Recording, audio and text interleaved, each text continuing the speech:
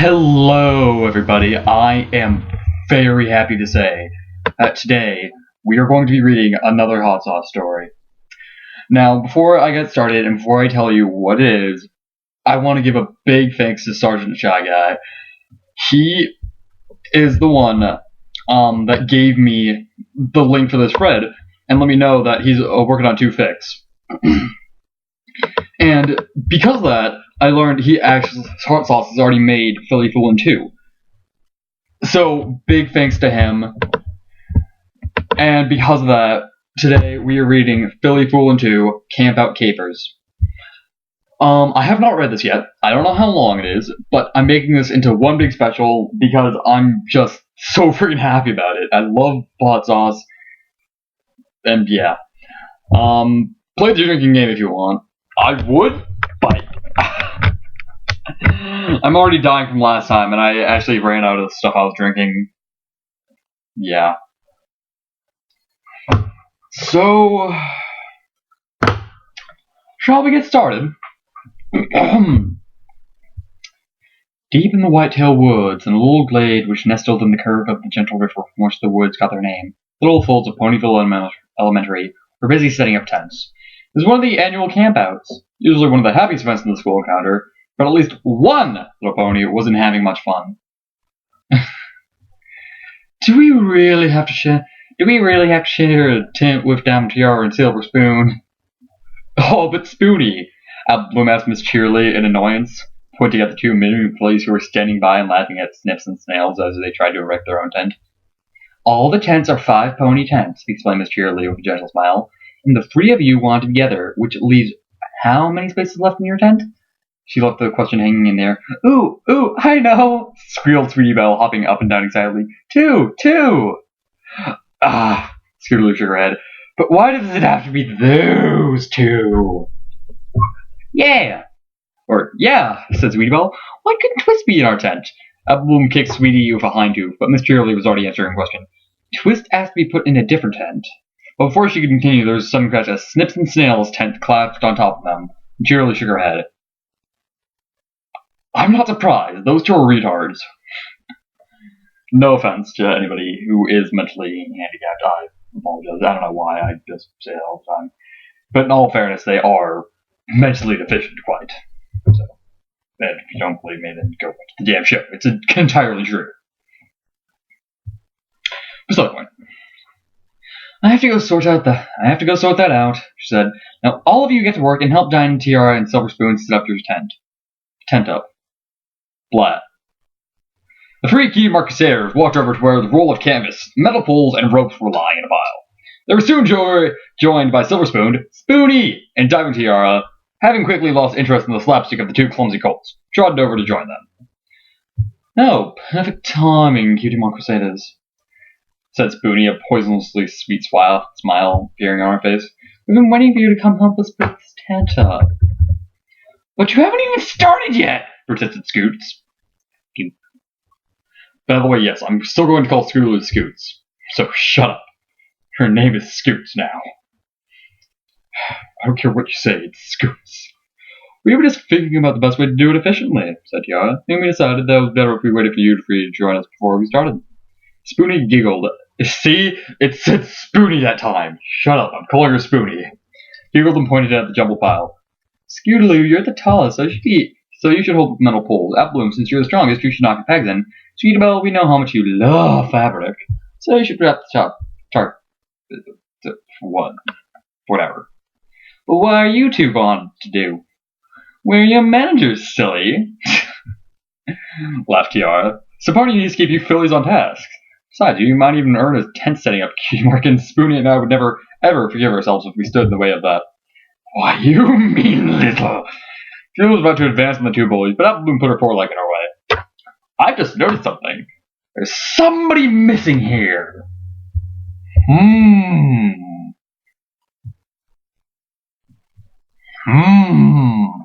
But who could it be? Oh yeah, it's a random Anon character that nobody knows. Shit, we miss him. We don't know where he is, everybody. Oh god, no, what is going on here? Let's just... Wait, but Bloom put her foreleg on it, yeah. Let's just do it, said little Earth Bunny with a sigh. I'm kind of tired of arguing at the moment. Scooter looked at her friend in sudden concern. That sure didn't sound like the Apple Bloom she knew. But the little Earth Bunny had already picked up the mallet in her mouth, and with a sigh, Scooter turned away from the still giggling Tiara and Spoonie, and went to help her. Okay, this is definitely still told by the same guy, because he is the only person that calls her Spoonie. And Dr. Tiara. So, where is he? I demand to know. Oh well, we'll figure that out eventually. I'm sure.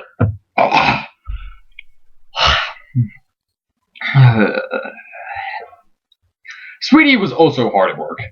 Dumb fabric, muttered the little unicorn as she took the edge of the tent roll and started pulling it out flat on the ground. But suddenly the tarpaulin flew back with a snap and wrapped her in it and went rolling down the hill towards the river. Scoots and Apple Bloom dropped everything and galloped after the bouncing and creating roll, while the two mean little fillies giggling turned to boisterous laughter. Oh, I just love camping out, said Tiara, slipping with a foreleg around her friend's shoulder. Me too, Tiara, said Spoonie, looking quickly left and right and then resting her head on Tiara's shoulders when she knew nobody was looking.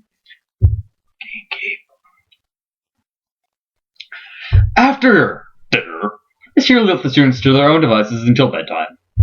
The three Cutie Mark Crusaders sat around their little fire, tired and dirty from the tribulations of erecting the tent. And not just that, even the fire took them half an hour to light, and had been covered in mud and twigs and ash in the process. Now let's gather round the campfire and sing our campfire song. A C-A-M-P-F-I-R-E-S-O-N-G song. And if you think we can't sing it faster, then you're wrong. But it'd help it if you just sing along. I'm not going to sing the rest of it because I'm lazy. Alright, but how does that happen? Wait, how are you covered in ash? Oh yeah, Cutie Mark Crusaders. Forgot. What's the point? Scoot sat throwing popcorn kernels into the fire while Sweetie Belle toasted marshmallows at the end of a stick she held in her mouth. But Apple Bloom just looked into the flames inside. Hey, did you hear? Did you hear? Said Sweetie suddenly. Archer got bitten by a leech. It was so totally gross. Miss Cheerilee said she put salt on it, but Archer freaked out and tried to pull it off, and now there's blood everywhere. Oh, that's an interesting story, said Apple Bloom, not really listening. Interesting? It's hilarious, chuckled Scootaloo. She threw another kernel onto the fire, laughed as it popped, and then shriveled up in the flames. It's kind of sadistic. Sweetie turned to Apple Bloom. Something's worrying you, she said, her face serious. I can tell. Apple Bloom sighed again. Sweetie turned to Scootaloo and whispered, maybe she has a crush on some pony. It's Twist, replied Apple Bloom with another sigh. Scoot's eyes went huge. You have a crush on Twist? What? No! Apple Bloom was horrified. I don't have a crush on Twist. It's just... She tossed a dried leaf onto the fire and watched its edge... and watched as its edges curled up until it burst into flames and turned black. It's just that we've kind of drifted away from each other. I guess that since she's got her cutie mark now and all, we don't really have so much in common anymore. No more. Her friends didn't reply. They'd noticed the very same thing. Twist was hanging around with the older fillies more and more these days. And she'd even been hanging around with all the boys as well. Wow. I know what'll cheer us up, said Sweetie suddenly. Let's play some Truth or Dare. Oh, god damn it, this will not go well. I worry how this will end up. That stupid game, Murder Scoots. Every time they played it, she always seemed to end up having to do some ridiculous dare Sweeties, and she knew better than to give the cheeky little unicorn foal a chance to make her look silly. You look silly all the time, Scoots. It's not stupid, said Sweetie Belle, annoyed. And Big Sis plays it with her friends all the time. Would that be with the main six, or with her friends who are males? You can see where I'm going with this. Apple Bloom's face brightened. Actually, that sounds like a great idea. Who wants to go first? Three friends stared at each other in silence. Ugh, muttered Scootaloo at last. Alright, I'll do it. Just to get it over with. Truth or Dare, chimed the other two fillies. Scootaloo lifted a forehoof to her chin and fought for a moment. I choose Dare.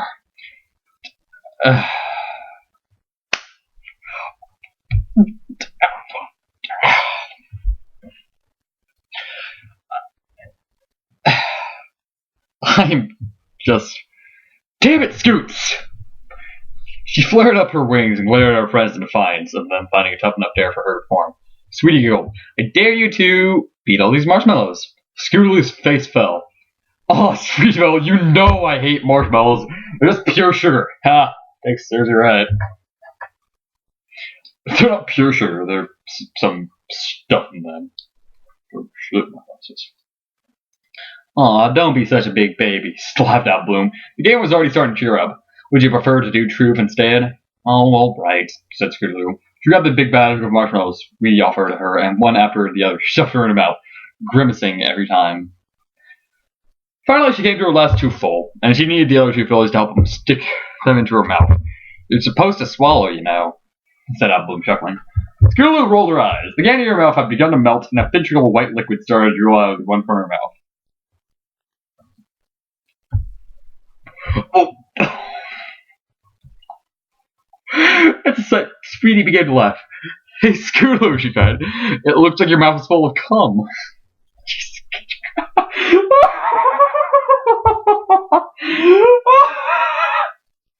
I love this story already. But I missed the random Anon character. I love that guy. Her mouth is full of what? Repeated Bloom. What in the hell are you talking about? What the hell are you talking about, Sweetie Belle? Sweetie opened her mouth to reply, but Scootaloo punched her on the shoulder before her, and then madly swallowed down all the white goo. Because, you know, she's good at that. Now, cried Sweetie, rubbing her shoulder. What'd you do that for? Scootaloo glared at her, and the little white unicorn's face suddenly lit up in understanding. But that Bloom out of forgotten about the whole thing. So whose turn is it next? She asked, eager to get her own turn. Suddenly there was a sharp crack of twig snack being nearby, startled to turn, see Spoonie and Tiara slip into the light of the campfires. Are you replaying that little fool's game? asked Spoonie. Her beautiful face made somewhat grotesque by the sneer it wore and the flickering light of the camper. How totally lame. Seriously, where the fuck is my random Anon character? I demand to know. What have you two been doing? Asked Bloom, her eyes accusing. Miss Cheerilee said we weren't supposed to go out in the forest when it's dark.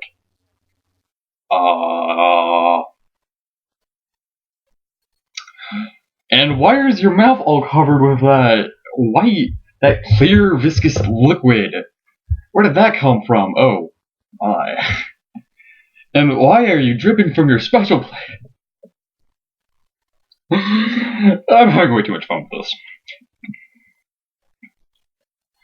Tiara, she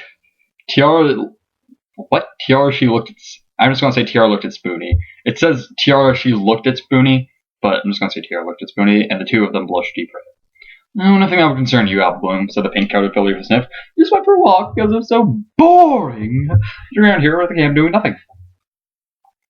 I told you to gather around the campfire and sing the Campfire song. What do you have against the Campfire song?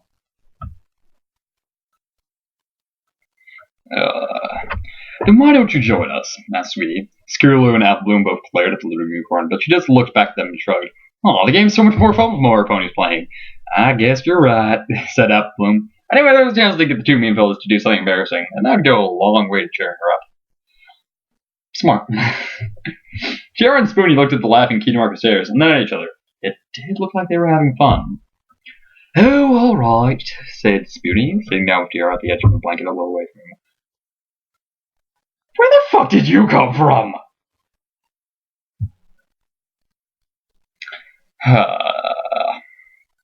My cat is here now.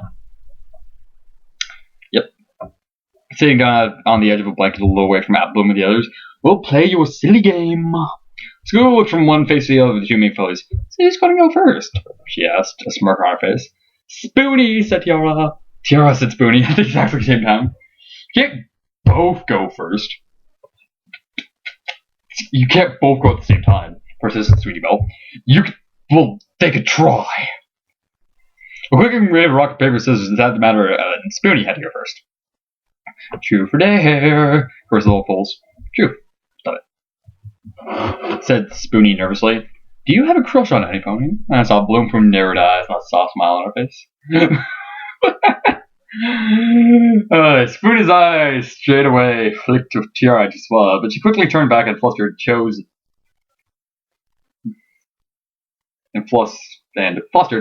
dare instead.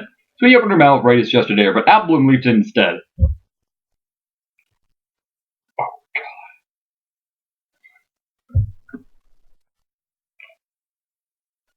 Oh my god. Jesus Christ. Sweetie opened her mouth, raised just a dare, but Apple leaped in instead. I saw Twisted Pip going off into the woods earlier, she said. I dare you to follow them and find out what they're doing. They're beating Sweetie Belle's high score. Da-da-da. What a lame day, sniffed Tiara. I'm not sure the fools know how to play this game. A dare is a dare, said Scootaloo. Unless you're too chicken, maybe you want to do truth instead.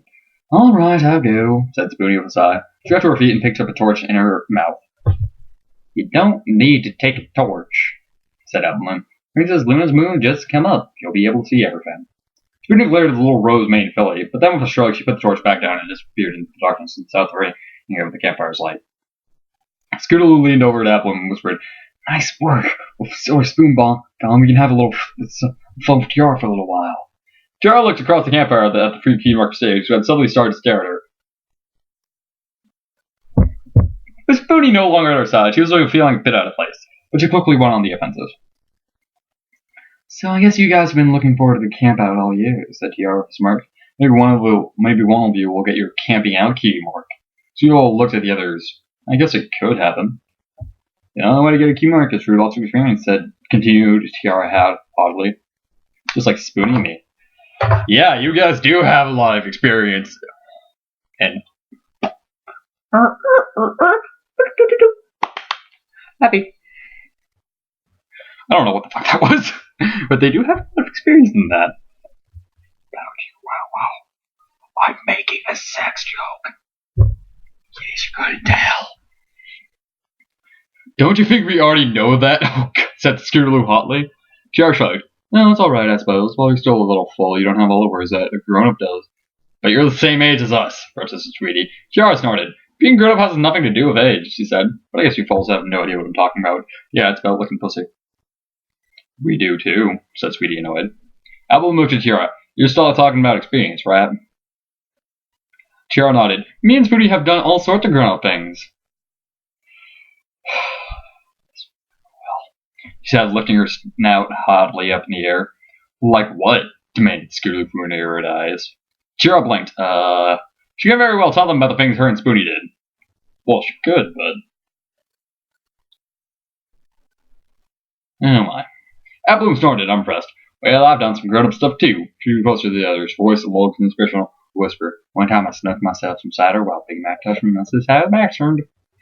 You drunk cider? Scootaloo's eyes went wide. Wow. Cried Sweetie. What did it taste like? Just like apple juice, said Apple, her chest swelling at the other fellows' impressed reactions.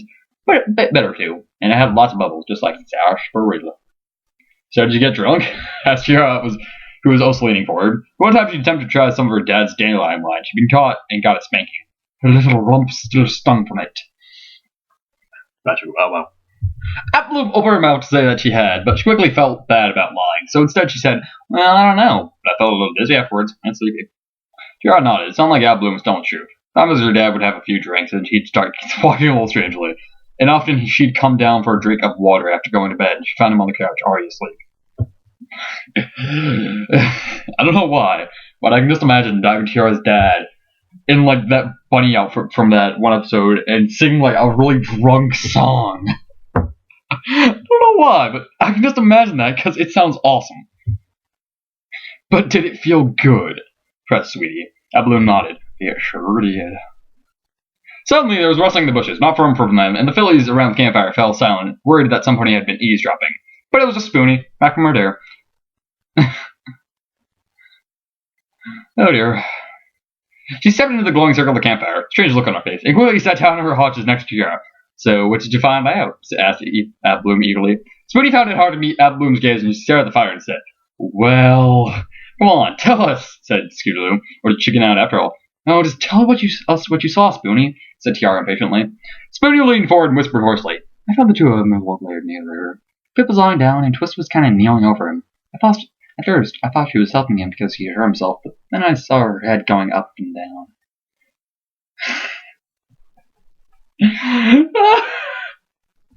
Oh, yeah, this is great.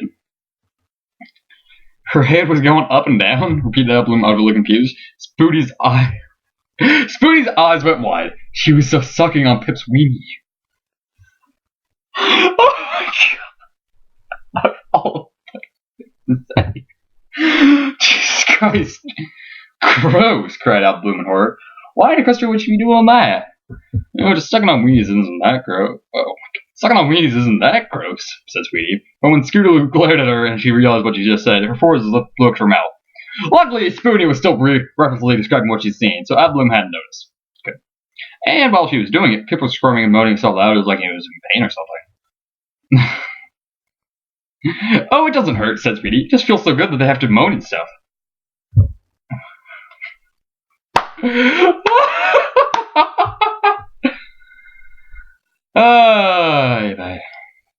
This time, Bloom heard her. How in tarnation do you know so much about that sort of thing? She demanded. You live on a farm, you should know about this crap. Tara was looking at the little white unicorn with a mixture of surprise and grudging respect. So what base are you on, Sweetie Belle? Base? Sweetie Belle blinked in confusion.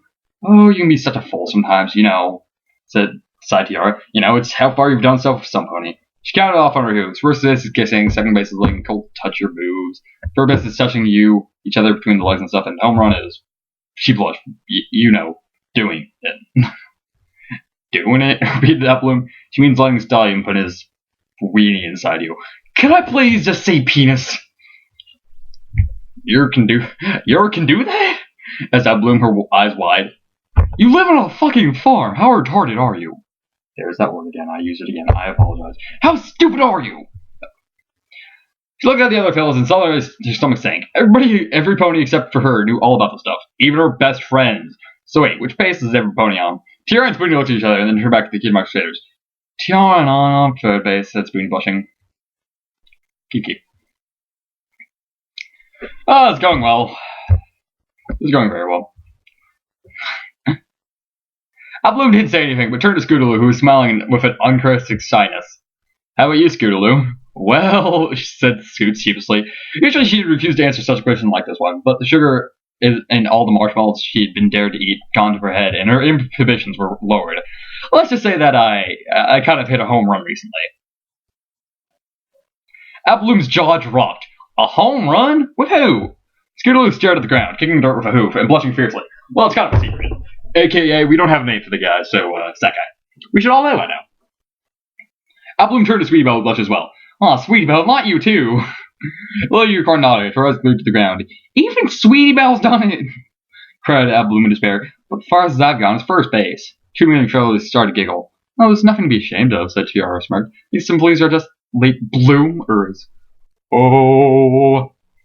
The joke made Spoonie laugh out loud. Oh, Tiara, you're so witty. It's like Filly Foolin all over again. Little tears that start to roll down Bloom's cheeks. God damn it, I love hot sauce so much. I love it because it's just awesome, and holy fuck, this is already really long.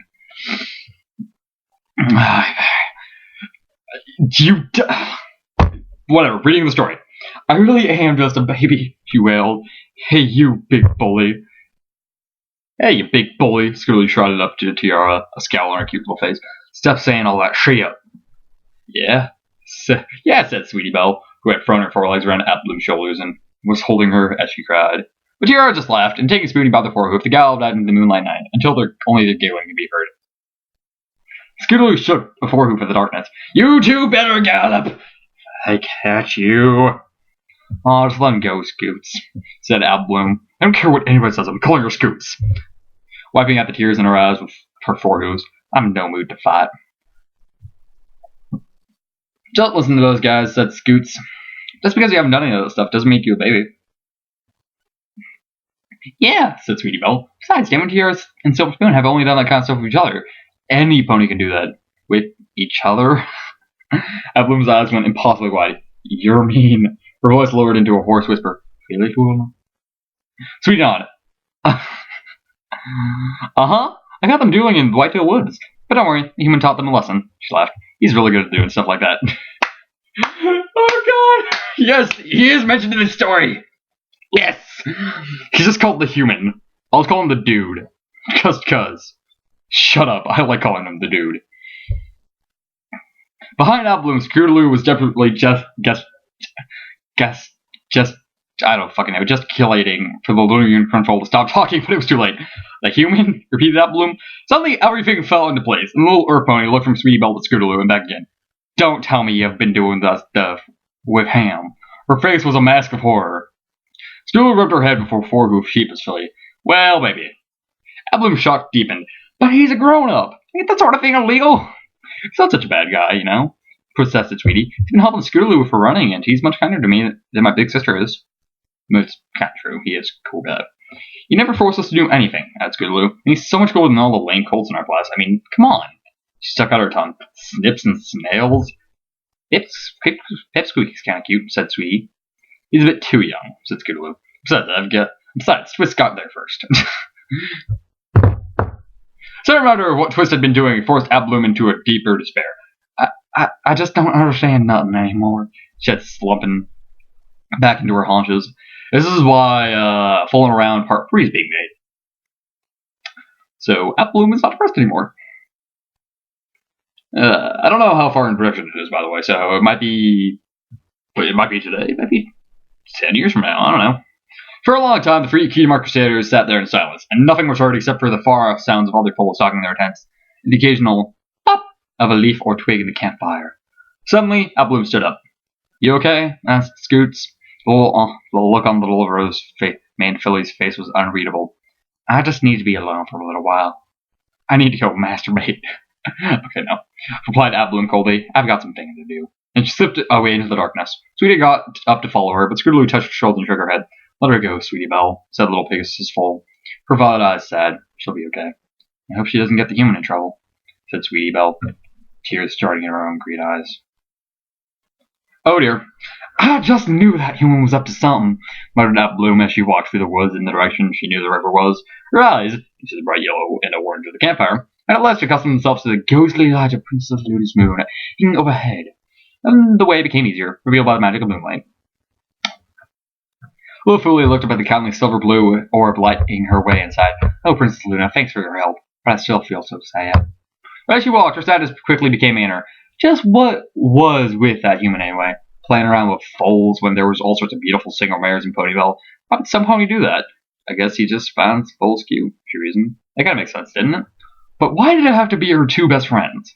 And why hadn't he tried to do any stuff that with her? You think he doesn't want that? I guess I just ain't cute enough, she muttered. You just ask him. He'd probably say, sure. Jesus Christ. Just think about that. Oh my god. I'm sorry, but this is just... I love this. It was a great story. She muttered, squeezing her eyes tight and tried to stop the tears that suddenly threatened to burst out. Oh, that's sad. Soon, Applebloom could hear the bubbling of the river ahead, and as the trees thinned out, a silver-blue ribbon of reflected light appeared enticingly beyond the woods. But then she heard something other than the flowing of river pebbles. Just what was that? It sounded like whispered voices and giggling. A few feet later, she reached the river and realized that the sounds were coming from a little way upstream, so she kept along the bank of the sand, so that her roof falls wouldn't be heard. There was a tiny path, almost invisible, that suddenly led away through some sassafras trees and into the darkness, and the little earth pony, her heart in her throat, slipped along it. But no sooner had she begun when the path quickly opened into a little shadowy glade. The moonlight illuminated the nearest side, but in the farther shadows there was movement that she could sense rather than see. There was some pony there. And it was more than just one pony. The two shadows were close together, and the strangest sounds were coming from them.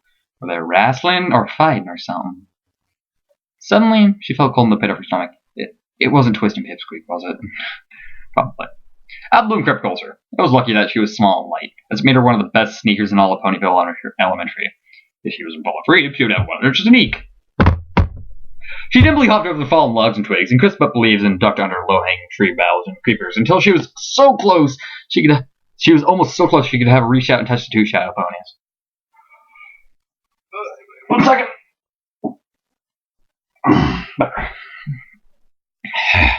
Muttering and whispering had now resolved into whispered words, and Applebloom could at last understand what they were saying. Said one of the voices. You want to get us caught? Every pony's back in camp, whispered the other. Nobody will find us. Stop worrying. Hey, don't stop. Hey, stop. Lick me. Don't lick me there. Oh my. Suddenly, one shadow pushed the other into the shafts of moonlight, and that blew me reflected as the pure lavender mane with its white streak. It was Cheerilee. Oh my god! Jesus Christ! It was Cheerilee! Oh my god! God damn it! God damn it! Spoony! Gasped Filly hoarsely, sitting up and rubbing her butt, which she landed on. Don't be so rough! Silver Spoon leaned out of the shadows, lipped on top of her friend. Oh, stop complaining, Tiara. I know you will like it. She brought her face close to the pink-coated Filly's mane and glued their lips together. Ab Bloom's eyes went wet. What in equestria did they think they were doing? Tiara struggled, but it was all pantomime. She was soon embracing Spoony and drawing her closer down into the little dew-laden class. And as she did, she wrapped her hind legs around Spoony's hips, her hooves hooked together at the small of her back. Oh, gasped Spoony as Tiara's lips. You're so sticky down there, Tiara. You are too, laughed Tiara. She lifted her butt off the ground and began to rub her pelvis against her friends. Ab Bloom had never seen anything like it, so her friends would be telling the truth. They were Filly Foolers. And that's why the story is called Filly Foolin. Despite missing the human, who I miss greatly because he's my favorite character in this because he's so damn funny. Oh, well, what can you do? As she watched the two Fillies roll around the grass, humping each other, their tongues darting in and out of each other's mouths, Ab Bloom began to feel funny. A strange flutter had appeared under her tummy, like dozens of butterflies were stuck inside, and her chest felt like some pony was squeezing it. And all the while, there was a prickly itchiness in her body, like when she brushed past that poison ivy on the Campout last year. But the itchiness just wasn't just on her skin, it was inside her bones as well. The sensations were getting stronger now, and Ab Bloom felt her chest swelling up like a balloon. But the strangest thing was that a certain part of her was getting hotter by the second. She slid her forehoof down and gingerly touched herself when the sensation was strongest, and she almost yelped. She had no idea that it would feel so good. She'd felt a funny tingling sensation a few times before, while climbing the rope in Ginge class or sliding down the slippery tide in her tummy, but it never felt so strong. She touched herself again, biting her lip to stop herself from crying out. This time she was even more sticky down there in the special spot between her hind legs. She brought her hoof back up, and it was covered in wetness, like she'd peed herself. And as she sniffed at it, she knew it couldn't be pee. It smelled thick and strong, like the inside of her big sister's spice cupboard.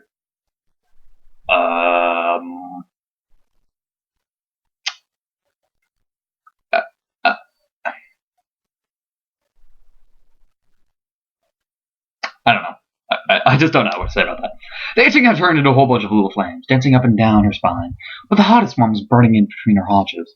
And woman couldn't resist pressing her hoof against herself again, but the feeling was so strong this time that a soft gasp escaped from her lips. In the glade, the two kissing and humping Fillies stopped dead. Who's there? Who dare? Whispered Spoony, sliding off her friend and crouching in the moonlight on the grass next to her. Ab Bloom, her heart threatening to leap out of her chest, turned to creep quickly away through the undergrowth, but before she could take more than a few steps, a hoof was roughly pressed over her mouth. She tried to scream, but it came out muffled. Though she struggled as hard as she could, she was soon dragged into the bushes. Suddenly a torchlight lit up a face right in front of her. It was Diamond Tiara! Lit from beneath and half shrouded in shadow, her face had even more devilish cast than usual. We know you were spying on us, said the pink-coated Filly seriously. Now don't try and shout, said Spoony, who was holding her tightly from behind. Your friends are too far away to hear. You. She slid her hoof from Ab Bloom's mouth. Just let me go, pleaded Ab Bloom. I promise I won't tell on you. No, we know you won't tell on us, blank, just said Spoony into her ear. I'm gonna make sure of that.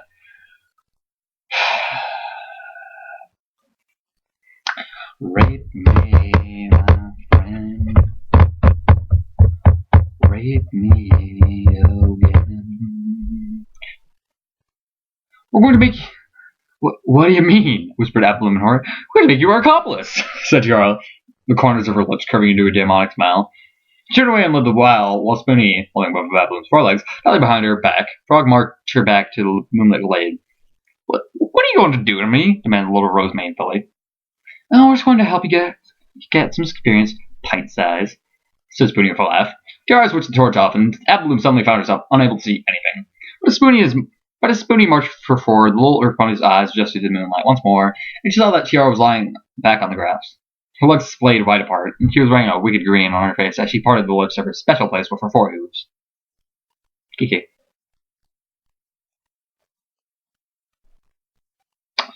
Bloom had no time to react. As Spoonie straight away pushed her face down in between Tiara's open haunches.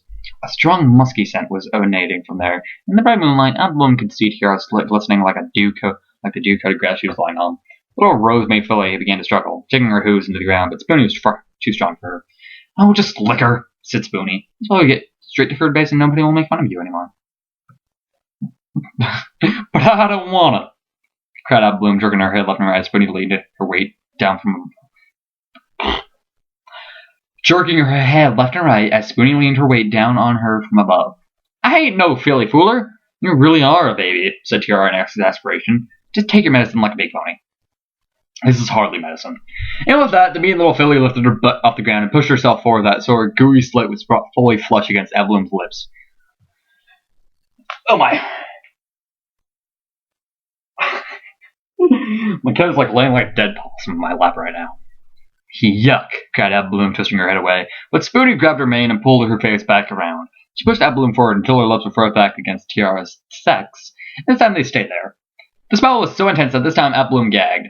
Tiara's special place smelled a bit like her own did, but it was also different somehow. The meat filly was so wet down there that some of her juices couldn't help but get into Bloom's mouth. The taste was so sharp and salty that she spluttered. "What?" Whatever. Tiara, meanwhile, started to pant from the intensity of the sensations she was now feeling. Bloom's lips were brushing back and forth against her slit as she struggled, and it felt amazing. Up till now, she'd only ever felt Spoonie's lips down there, and novelty combined with the fact that Bloom didn't want to do it, made even naughtier than usual. But that was the day I became naughty. I fucking love Courage. I love Courage the Cowardly Dog. Oh well. It felt much nicer when Spoonie did it to her, of course. Her friend's hot little tongue was able to flip it and slide all over their special place and even inside it. Sometimes Spoonie would even lick her bottom, but Cheerilee liked it best of all when she would put her mouth on the little bump at the top of her slit. That place always felt more sensitive than anywhere else. And stuck on it. No, thinking about all the time she'd played at Filly Foolin with her best friend made Tiara feel even more excited. She grabbed Bloom's head and pushed it down hard, grinning up at the little Earth pony's face and rubbing her hard and lit on lips already wet with her juices. Okay. Even the pool moonlight, Spoonie could see how flushed Tiara's face was getting. The great-coated filly couldn't help but giggle as she kept pushing Bloom forward, using the little blank flank's face like a toy to make her friend feel good. And while she did it, she pulled on Bloom's mane until she cried out, biting her own lip as she did. Oh, the funny feelings in her tummy were getting stronger. It was like she was swimming in the ocean and waves were flowing over her so that her stomach would rise up and then fall again. And every time she rose, the heat in her haunches intensified. Bloom suddenly stopped struggling and went limp. It was just too much. Losing twist, finding out that her friends had been doing it with a human and that they'd been keeping a secret from her. Tears welled up in her eyes, making the fur above Tiara's slit as wet as Spoonie continued to push her face against it. So she might as well become a Filly Fooler. It was the only way she was ever going to become a big pony. I'm a big kid now. In despair, Bloom opened her mouth and it just began to stick her out her tongue when a sudden shout came from the far end of the glade. Let go of our friend, you big bullies! It was Scoots! Scoots! Whew! Little Pegasus Filly leaped out of the darkness, and with a furious flapping of her own downy little wings, she flew through the air straight at Spoonie. Yeah, but you don't need to hear this. Shoot. This is why I normally call it an order recording. But this will go very well. I'm sure of it. Right now, fuck. The great-coated filly had no time to react, and she yelped in pain as Cheerilee crashed into her and bowled her over. And soon the two fillies were a flurry of hooves and elbows and knees as they tumbled over the grass, kicking and punching each other. This is very rough sex. Bloom, meanwhile, got to her feet, spitting and wiping the taste of Tiara out of her mouth with her hooves. Tiara was already on her hooves, about to brush to help Spoonie in a wrestling match with Scootaloo, but she managed to take only a single step when the marshmallow hind leg jutted out suddenly out as she tripped her over. I love Sweetie Belle. Good work, Sweetie Belle. Good work, Sweetie Belle, cried Scootaloo, covered from ill-felt sweat and dew and blades of grass. She leaped on top of the exhausted Spoonie, and holding Bully's forelegs down, she sat on her chest, grinding in triumph, while the gray-coated filly pumped and kicked her hind legs in the air and squealed. Sweetie, was having trouble dealing with Jira. The two of them weren't really used to fighting, and were just slapping the air in front of each other's faces with a flurry of hooves. So Bloom decided to lend a helping hoof. Bloom used a helping hand. Super effective. She stuck up and grabbed the mean filly from behind, suddenly, pinned her forelegs to her side, and then pushed her face first into the and lay on top of her. Thanks, Bloom, said Sweetie Belle, puffing and panting. She looked at the two mean fillies, still too exhausted or windy to speak. With a fierce look on her face, that'll teach you big meanies. My pleasure, said Bloom, holding down the still squirming Tiara. You saved me just in time. Dropped her gaze, suddenly ashamed. I'm sorry I got angry at you guys before. Don't worry about it, said Skittle with a grin. The key to our crusaders. We take care of each other. Hot sweetie. Get off me, you flat-flanked lamo! Or fat-flanked lamo, cried Tiara from underneath Bloom. We're telling! Yeah, cried Spoonie from beneath Scootaloo. So what are we going to do with them? Asked Bloom. Maybe we should tell Miss Cheerilee on them. Miss Cheerilee, Scootaloo snorted. We'll make them apologize or something. I've got a much better idea. Pegasus rolled the exhausted Spoonie onto her back and quickly knelt over her, planting her hind legs on either side of the meat filly's head. Help me hold her down, Sweetie Belle. Okay. This is how problems are solved in Equestria. They rape each other. Because that's obviously how it's done in real life. You rape my friend, we'll rape you. Fair. It's fair, right? Right? Right. I think. Better be fair. Okay. Sweetie trotted over and planted her plump lump down on Tiara's back legs, laying them down while Scootaloo positioned herself on the mean filly's face. No! Cried Spoonie as she looked up to see the little orange-coated foot now just being lowered onto her face. But soon her words were muffled as Scootaloo began to hump up and down on her face. This'll teach you to mess with the Cutie Crusaders, you big bully. Please do not turn into one of those fanfictions. Poo-poo and the pee-pee. Just like Scootaloo's love for fucking pain. God damn it. I actually have the sequel to that kind of recorded. I had to scrap it because my friends were there, and yeah. If you want to hear it, let me know. That'll be fun. It's not going to be serious, and I'll probably do it again another time because, it's a bad recording. I didn't even finish it. But whatever.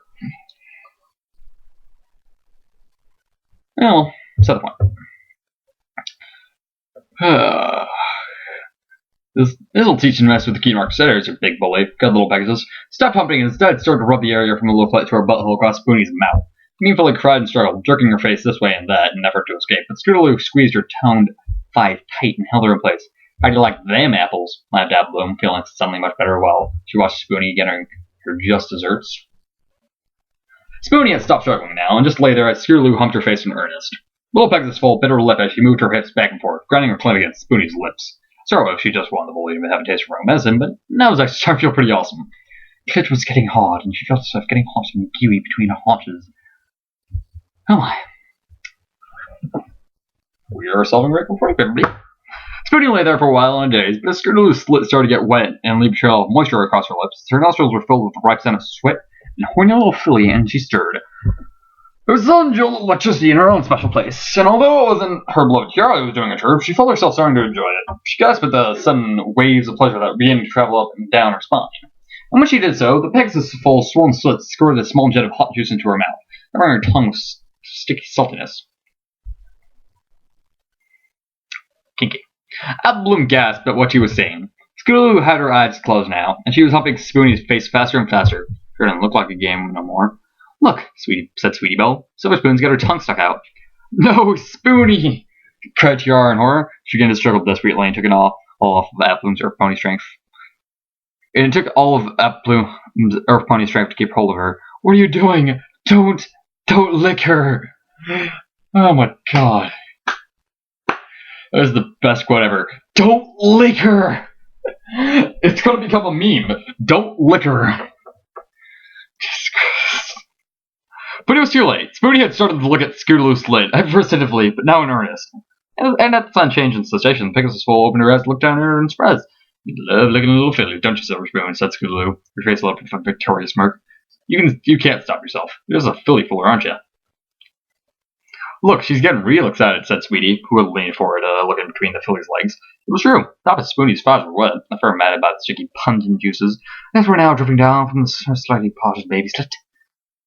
But watching Scootaloo exact revenge on her behalf was filling out Bloom with her own excitement. And I'm getting all sticky too. she thought to herself. It was like there was all this pressure building up inside her, and as if she were one of the stills she used on the farm to make cider, and she felt like she was going to burst if she didn't get some relief somehow. At last it got too much, and she couldn't help but slip her forehooves down to press herself in between her haunches. In the dark, her friends couldn't see what she was doing, right? The pressure of her hooves against her special place felt amazing. Straight away, the prickly, tickly feeling wasn't quite so bad, but there was still a tight feeling inside her chest, and it was getting tighter by the second. It sounds like a heart attack. Whatever. As she watched, Cheerilee thrust her hips a final few times, and then shuddered as she came, her toned butt shivering and her hind legs trembling with the explosion of pleasure inside her. She leapt forward, tired like just in the 100-yard gallop, and rolled up Spoonie's juice-smeared face, leaving the gray-coated Filly's tongue sticking in mid-air mid-lick. "Hey, Applebloom," said Scootaloo restlessly as she turned her head in the direction of the rose-maned Filly. "Do you want to have a go now?" Applebloom pulled her forehooves away from her little full pussy like it had just burst in a fire. "I wasn't doing nothing," she babbled. Cheerilee wasn't angry at all. In fact, she was smiling. "Oh, you don't have to do that by yourself," she said. "You should probably get Spoonie to do it for you." I love this story so much. Applebloom's mouth dropped open, but Cheerilee looked across at the little gray-coated Filly, who by now had got up unsteadily onto her hooves. "You should apologize to Applebloom for bullying her earlier," she said sternly. Spoonie said nothing, but just nodded. Not only had Scootaloo's punishment felt awesome, but just being ordered around by the Pegasus Filly like this was making her special place tingle. "Do you want these feelings to continue?" She started to crawl towards Applebloom, who watched her with wide green eyes, and Spoonie lifted her hooves and started to kiss them.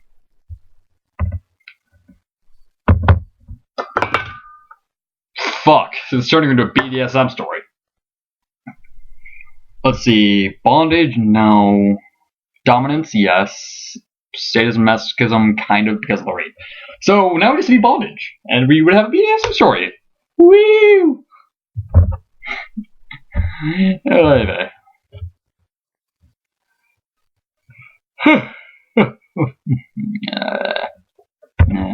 Who watched her with green eyes as she looked at her and started to kiss him. "I'm sorry for being so rude to you, Applebloom," murmured Spoonie. "Can you ever forgive me?" Oh, the thought of being forced to apologize to the blank flake made her feel all gushy, as she was melting away inside. "Spoonie! Don't lick her!" "I'm sorry, but I love that quote so much," cried Tiara distraught. "What are you doing?" She began to struggle again, and it took all Sweetie's weight to keep her in place. "Don't lick her!" "Oh, let your friend have some fun," said Scootaloo simply. "Okay, your turn." Patrick, well.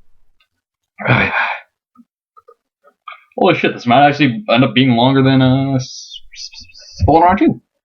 That'll be fun.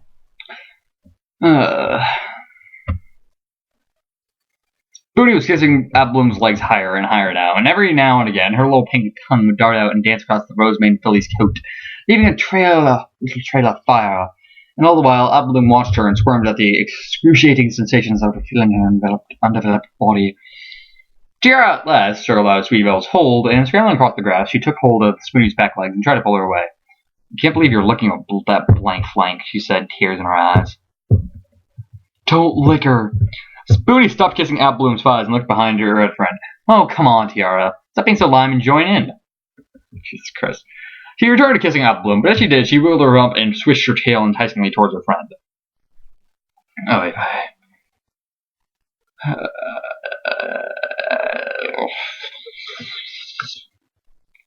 Tiara blinked. Spoonie's tail was flicking back and forth, revealing the swollen, glistening lips of her pussy. Yeah, puppy. The sight made her friend bridle. Spoonie might be enjoying looking that blank flank, but it was nothing compared to the way she could make her feel. Time to show these fools what Filly Foolin was really about. Okay, Max, we're going to show you how Filly Foolin is properly done. I love this story so much. Time to show these. Filly Foolin was really about. Tiara curled forward our hooves and brought her lips against Spoonie's butt and tentatively kissed one on and then the other round little cheek. "Oh," cried Spoonie, her voice muffled with lips flush against Applebloom's coat. "Oh, don't tease me, Tiara. I can't stand it." Tiara giggled, happy with Spoonie's reaction, and then she started to lick, with short, sharp little flicks of her tongue in between her friend's butt cheeks. A little pocket hole nestled there, twitched against her lips, and Spoonie was soon patting heavily against Applebloom's coat. Hey, said Scootaloo, who had been watching the whole display with a wide grin on her face. You're distracting her too much. She can't kiss properly. But Sooty was soon back to planting her hot, wet kisses even higher until she reached the special spot between Apple Bloom's thighs. She smiled a little. She smiled up at the little filly, who was staring down at her, a look of disbelief on her flushed, sweaty face. Are you ready to make her base bite-sized? Asked Spoony. Hey, cried Apple Bloom, breathless. I ain't pot-sized. Ooh. Spoony's little pink tongue had darted out while she had been in mid-sentence.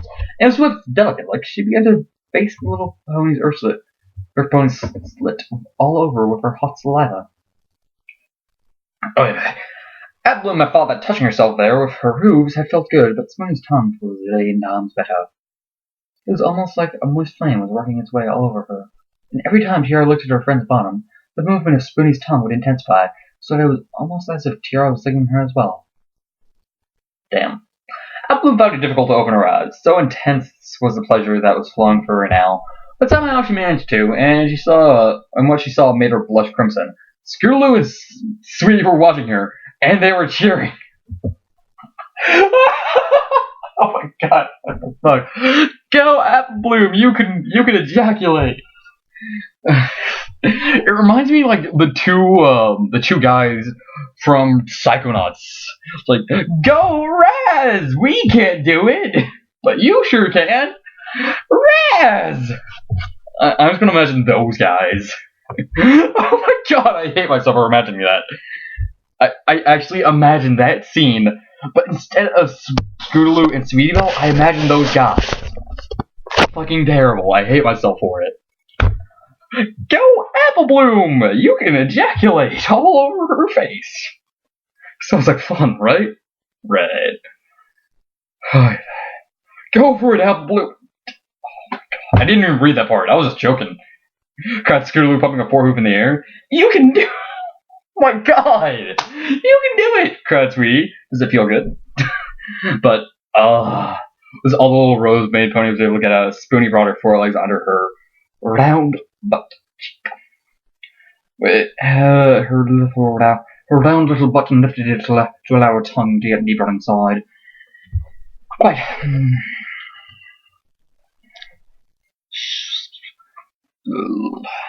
Of course it feels good, said Tiara, her voice partly muffled by the cheeks of her friend's butt. Don't you fools know anything? Hey, who are you calling a fool? Said Scootaloo with that. She lifted the forehoof and swatted Tiara's round behind so hard that it left a mark. Ow! Cried the pink-coated filly. Quit it! She rubbed at the rapidly reddening spot with a forehoof. And stop saying mean things, said Scootaloo. Yeah, you bully. Tiara's heart was beating even faster now. The slap had hurt, but it also felt nice as well. She lifted her glistening lips between Spoonie's butt cheeks and smirked. What are you going to do about it then, Blank Flames? Closed her eyes and bit her bottom lip in expectation of Scootaloo's next show. But the little Pegasus had... The little Pegasus had turned to Sweetie. Want to have a go this time, Sweetie Belle? She asked. Sweetie nodded, and again, giggling, she lifted her hoof and gave Tiara's pink butt a sounding smack. Oh! Cried Tiara, wiggling the butt and switching her tail. It hadn't been as hard as a hit as Scootaloo, but the soft hoof of the little white unicorn foal had felt amazing. Stop it! I can't stand it. This is fun. Continuing to spank the little filly gently, one hoof after the other. Ooh, said Tiara. She was getting so wet down there that it felt as though she was melting away. A few more spanks and she'd explode, for sure. Tiara's little butt was bright pink now, covered with hoof marks, but pinker still was a little slit that nestled between her butt cheeks between her legs. It was so swollen now, the little lips were partly parted, and she was literally dripping in her excitement. I think she's had enough, Scootaloo said, putting one of her own forehooves in front of Sweetie Belle's raised one. Tiara looked back at the two fillies, her face flushed and racked with disappointment. Oh, but... All the while, Sweetie and Scootaloo had been spanking Tiara. Spoonie had kept up her linking of Apple Bloom. Her apology might have been really sincere, but as the little crony had started to pant and squirm on the grass, Sweetie had felt herself getting more and more excited. The thought of her making Apple Bloom explode for the first time made her even stickier. And the flow of her own juices increased the deeper and more rapid Apple Bloom panting became. Yeah. Behind her, Tiara could barely keep up, and her muzzle was sopping wet with a mixture of Spoonie's juices and her own drooling saliva. Oh my, that's kinky. Oy vey. One second.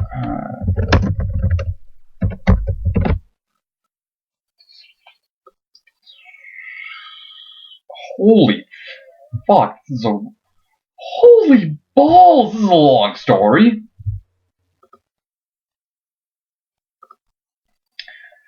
This is going to be well over an hour, maybe an hour 30. I hope you guys have time, because this is a very big special. Back to the point.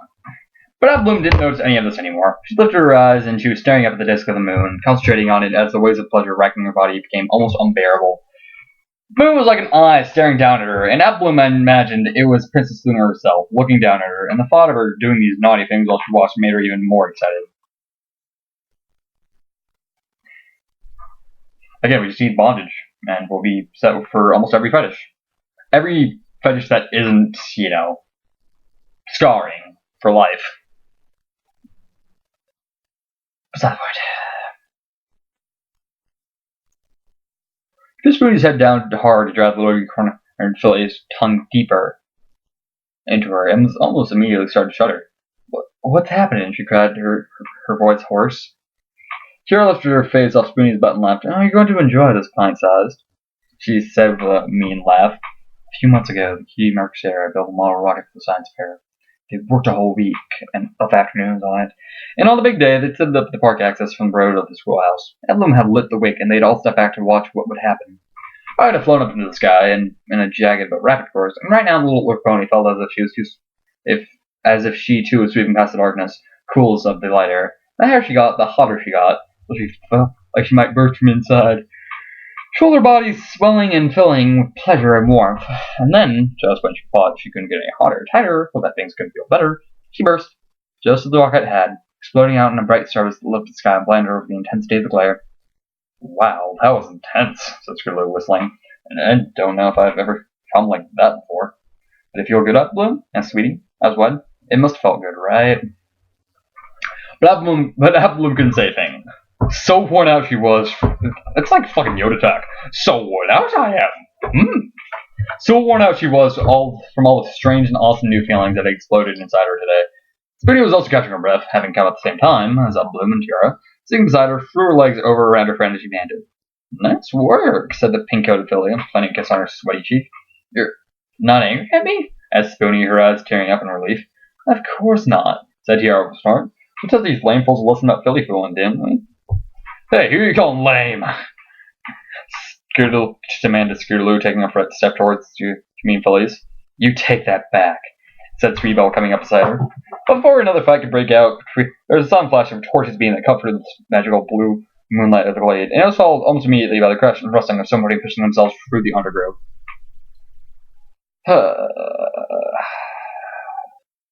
This is not good. The five fools all leaped up as one in a panic and tried to scatter her as Miss Cheerilee burst into the glade, her face fierce. What's going on here? She demanded, turning the flashlight from one Filly to another, making them stop dead and blink at the brightness. When I heard a ruckus from the camp, I just knew it would be you girls who were responsible. Go straight back to camp, all of you. I'll start your punishment later. Yes, ma'am. Mother contrite little foals as they filed away, their eyes glued to the ground. Well, that could have been worse. As they walked back along the path, Sweetie turned to Bloom. I'm going to get a week's worth of detention for sure, she said calmly. Bloom nodded, but she was still distracted by all the feelings echoing through her body and the thoughts flying around her head.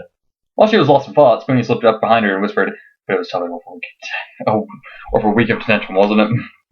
Bloom blushed fiercely, but then a smile broke out on her face. It sure had been.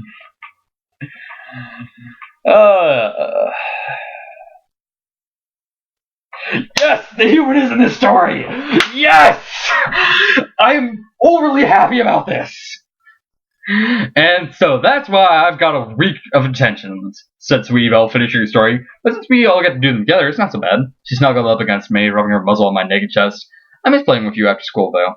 I'm so happy he's in the story. Take that, people who said he wouldn't be, even though probably none of you said that. Yes, I'm way too happy about this. Sounds like you guys had a lot of fun, I said, squeezing a little marshmallow full closer to my body. But I'm glad you're all home. I'm getting pretty lonely. It was a babysitting night, and with Rarity and Campfire, I was able to enjoy some quiet, romantic time My little sweetie, without the fear of having her big sister bursting down the door, lifting me out of my bed with her telekinetic magic, and turning me into a pincushion with sewing needles and dressmaker's pins. It was a nightmare I'd been having for a while now. Probably the effect of all that moonshine I've been drinking. I missed this guy. I missed him a lot. And for a moment in the story there, when Sweetie had revealed my nefarious going on to Appleblossom, I felt the nightmare change into one of being lassoed by Applejack, hung upside down from an apple tree, and bucked to pieces like a blood and guts filled pinata. Kinky. Oh wait, is that considered bondage? If so, then we met all the requirements. Woo! But my darling Sweetie, seeing the sudden look of horror on my face, had quickly assured me that Appleblossom was in on everything, and that would rat me out in a million years. And I'd believe her, of course. She considered her as thick as thieves. Now that Appleblossom was a partner in crime, I was sure she wouldn't betray me.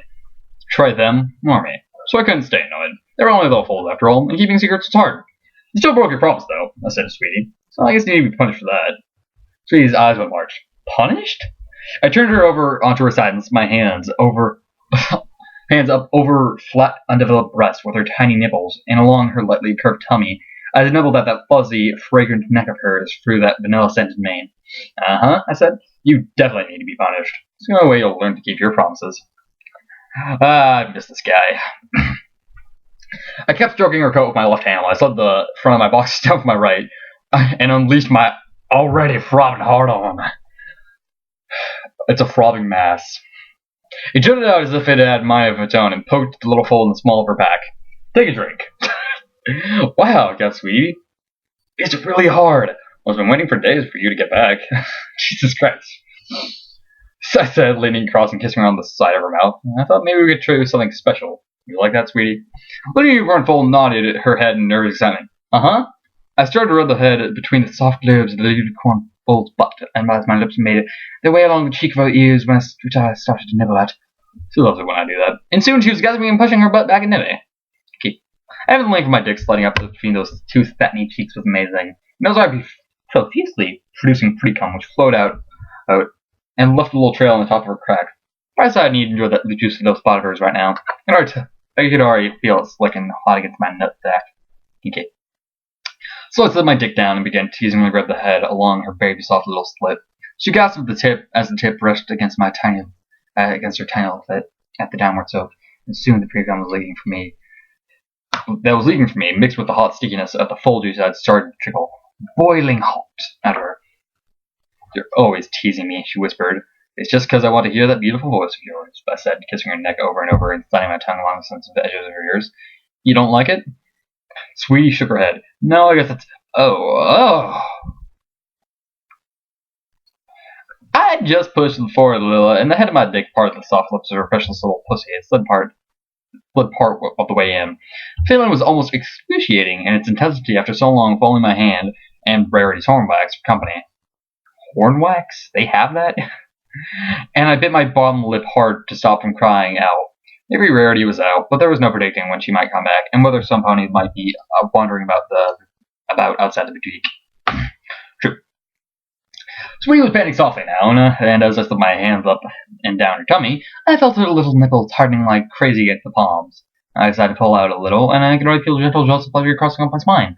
And I knew that if I wasn't careful, I'd go off prematurely, and I was eager to stretch things out with my little lover, after so long parted from our marshmallow embrace.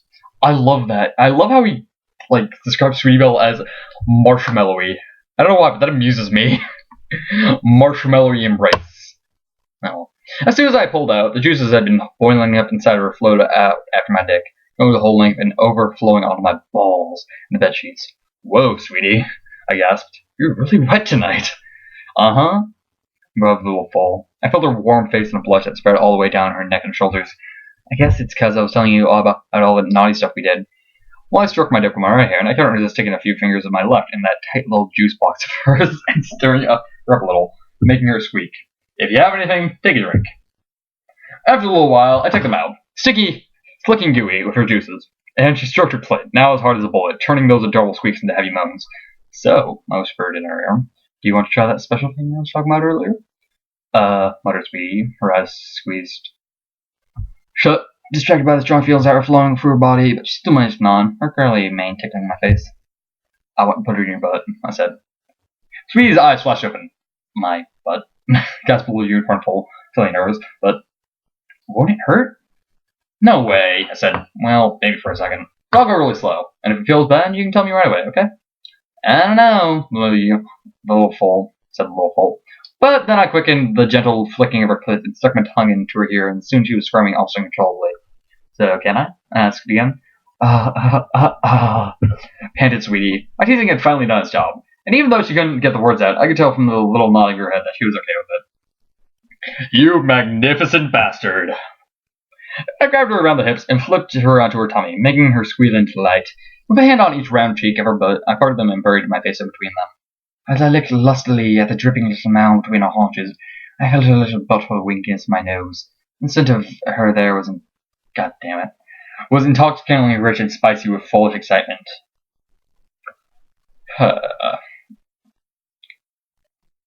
She gasped and giggled as I slid my tongue down her clit and splayed it across it, then lapped back up with lazy licks that ended up coating my tongue with copious amounts of her gooey juices. I love the taste of her. Eating her out was like feasting on a melted marshmallow. As I tended to her with my tongue, her poofy little tail flicked back and forth excitedly. Soon, I turned my attention to her cute little pucker, and after looking at it for a while, she began to push her soft butt against my face, and I felt the little ring open to allow my tongue to work its way inside. I gripped her hips and leaned forward, and soon I had my tongue as far as I could to go inside her butt. It was super tight and hot, but after a while of darting my tongue in and out of her, I found she'd loosened up quite a bit. She was already pretty slick, so I lifted a finger to her pussy and slipped it in. She'd obviously enjoyed me playing with her butt, as she was now even wetter now. Jesus matting the fuzziness of her coat. On her inner thighs, when I pulled my finger out, it was coated with a thick layer of gooey juices. I begrudgingly took my lips off her anus and gently began to massage her pussy juices into it. The already small opening soon gave, and I was able to slip the tip and the rest of my fingers in, making Sweetie gasp. Holy fuck, this ended up being longer than Foolin round 2. It doesn't feel bad, does it? I asked, concerned I might be going too fast. Sweetie shook her head. No, it feels kind of funny. I thought you might need a little more lubrication, I said, taking my finger out. She was only a little full after all, and her butthole was naturally going to be super tight. I leaned over and took a small jar from beside the table. It was Rarity's horn wax, guaranteed to put a gloss and glow on even the most dull of unicorn tones. Luckily, Rarity was strict about her cosmetics, so the ingredients were a little more than beeswax and other natural and organic things. Nothing that would burn a guy's dick or hurt a little fool's butthole. Huh. I guess it's called horn wax for more than one reason. Yep, I went there. I took a good dollop of it and worked it into Sweetie's hole, and soon it did its magic. The little pucker was soon able to accept a couple of my fingers, and far from making the little fool uncomfortable, it was instead making her squeal for light. I decided it was time to do the deed. I slipped a pillow under Sweetie's chest so that her butt was sticking right up in the air. Then I got on top of her and gently eased the head of my dick into her ass. I was amazed that after a slight initial resistance, her little pucker soon opened and my head slipped inside. I got some surprise at the intensity of the feelings that all of a sudden began to course from the base of my prostate along the length of my dick. If this is how it felt with just the head inside, maybe sliding more in would kill me. What's the autopsy, sir? He died from pleasure. Dear God. I could tell from Sweetie's gentle panting that she was enjoying these new sensations as much as I was, and I slid my hands along her side and kissed her neck to reassure her as I eased myself a little further in. You think I can try and put some more inside you? I asked. Sweetie's mane brushed up and down over my face as she nodded again. She was such a brave little fool. I salute you. I took hold of her hips and then pushed my butt forward so that more of my dick slid into her.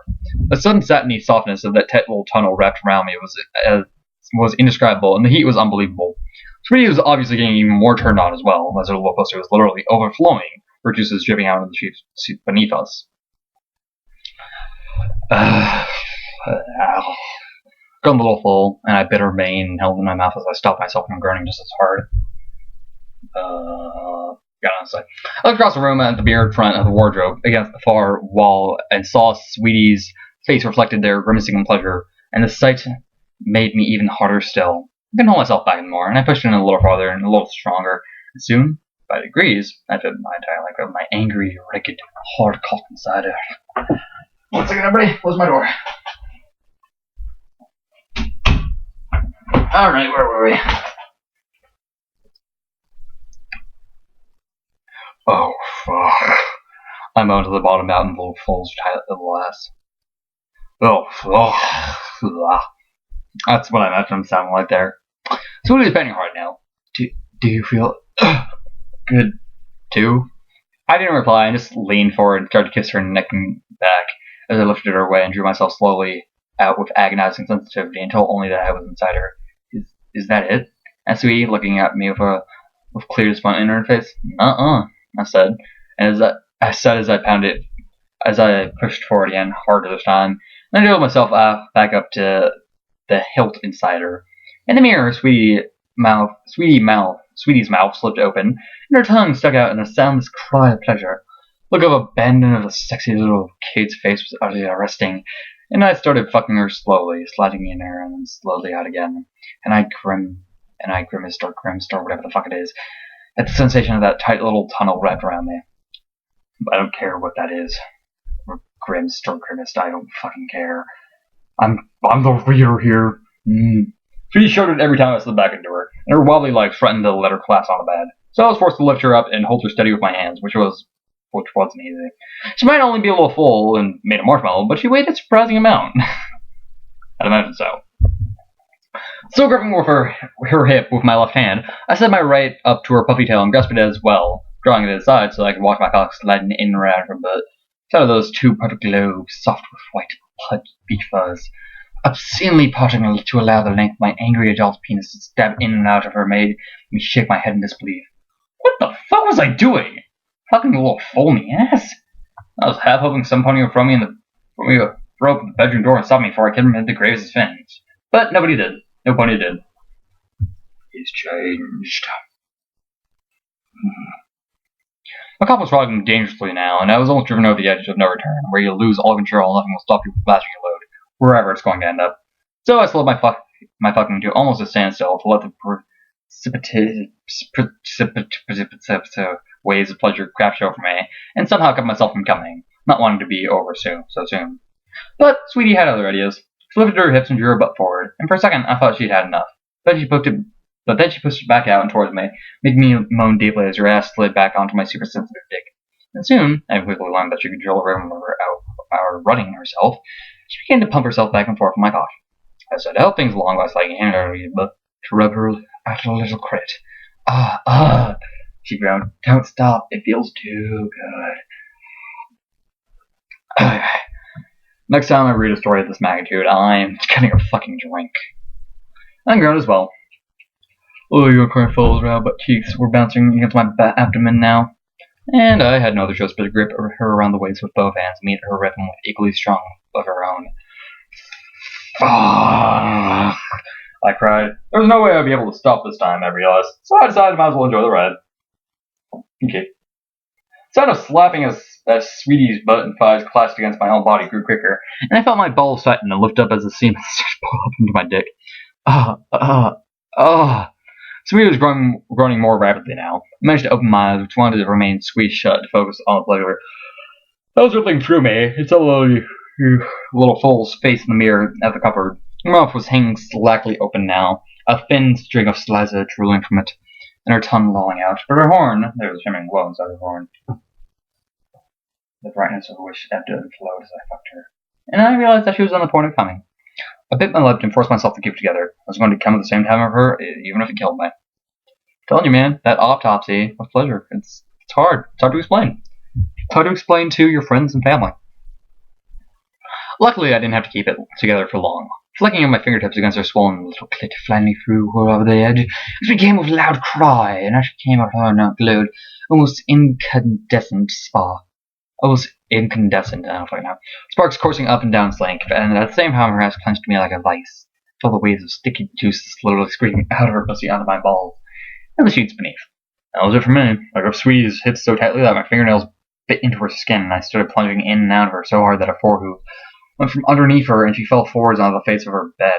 I was on top of her, lifting my hands from her hips to grip her shoulders instead as I smashed myself into her the last few times. Going to fill you up, Sweetie, I hissed into her ear as she gasped for air, squashed against the bed by my bigger, heavier adult body as I slammed her into her. Going to feel that sexy ass of yours to come. Take it all, you sexy little fool. And then, with a final brutal thrust that almost pushed her off the bed, I came. It's so simple, I love it. I screamed out as after spurt of blistering semen jetted out of my kick, and I kept pistoning into her as if I was trying to break her in half.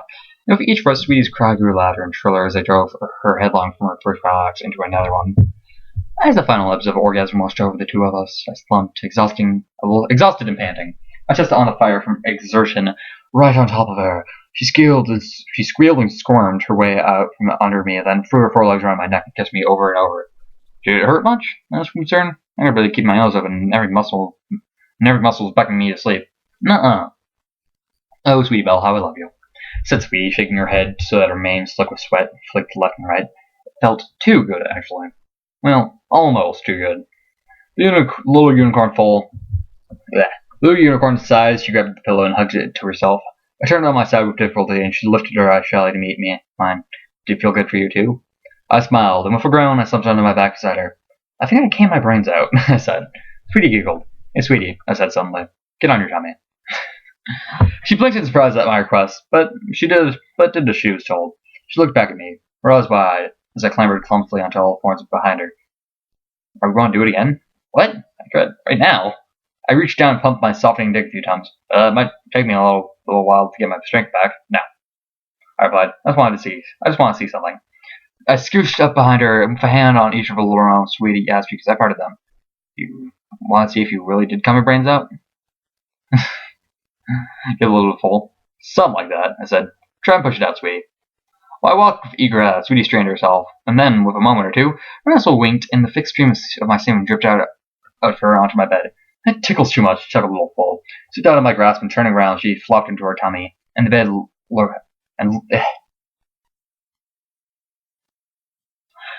Okay.